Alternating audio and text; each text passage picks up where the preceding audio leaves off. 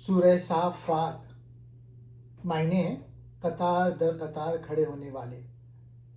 یہ مکے میں نازل ہوئی اور اس کا بنیادی زور آخرت کی حقیقت اور خدا کی وحدانیت پر ہے. محمد اسد اپنی تفسیر دی میسج آف دی قرآن میں اس سورہ کے علامتی پہلوؤں کو خاص طور پر اجاگر کرتے ہیں.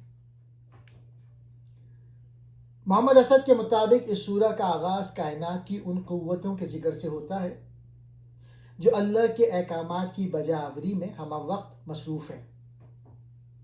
یہ انسان کو یاد دلاتی ہے کہ کائنات میں کوئی بھی چیز بے مقصد نہیں اور ہر ذرہ ایک عظیم نظام کا حصہ ہے. پہلا نقطہ، فرشتوں کی اطاعت اور اللہ کی وحدانیت. سورت کے آغاز میں فرشتوں کی صف بندی کا ذکر ہے جو مکمل نظم و ضبط کے ساتھ اللہ کی اطاعت کرتے ہیں. محمد اسد کے مطابق یہ انسان کو سکھاتا ہے کہ کائنات ایک نظم کے تحت چل رہی ہے، سب کچھ ایک ہی اللہ کے کنٹرول میں ہے. دوسرا نقطہ، منکرین آخرت کا انجام. سورہ میں ان لوگوں کا نقشہ کھینچا گیا ہے جو باس بعد الموت یعنی مرنے کے بعد دوبارہ جی اٹھنے کا مذاق اڑاتے تھے. محمد اسد اس پر روشنی ڈالتے ہیں کہ جب قیامت برپا ہوگی تو یہ منکرین ایک دوسرے کو ملامت کریں گے کیونکہ ان کو دنیاوی انا اور جھوٹے خدا انہیں بچا نہیں سکیں گے. تیسرا نقطہ، انبیاء کے قصے، تسلسل ہدایت. اس سورہ میں کئی انبیاء کا ذکر ہے، اختصار مگر جامعیت کے ساتھ کیا گیا ہے. حضرت نوح، ان کی پکار کو سنا گیا اور انہیں عظیم مصیبت سے نجات ملی. حضرت ابراہیم. اسد اس واقعے پہ خاص توجہ دیتے ہیں جہاں ابراہیم علیہ السلام کو اپنے بیٹے کی قربانی کا خواب دکھایا گیا.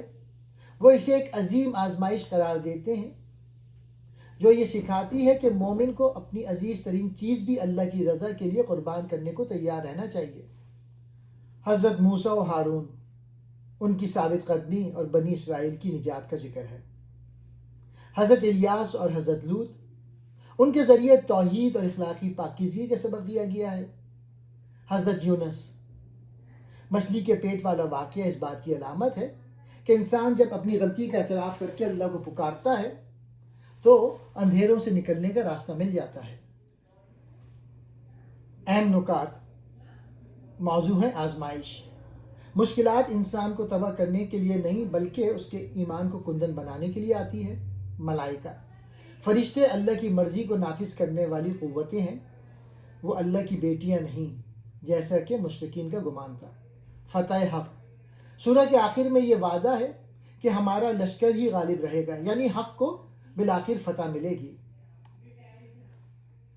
محمد اسد کے نزدیک یہ سورہ انسان کو یہ احساس دلاتی ہے کہ وہ کائنات میں اکیلا نہیں ہے بلکہ ایک ایسے عظیم الشان الہی منصوبے کا حصہ ہے جہاں ہر عمل کا نتیجہ نکلنا لازمی ہے. یہ سورہ ہمیں شرک کے وہم سے نکال کر خالص توحید اور ایثار کی طرف لے جاتی ہے.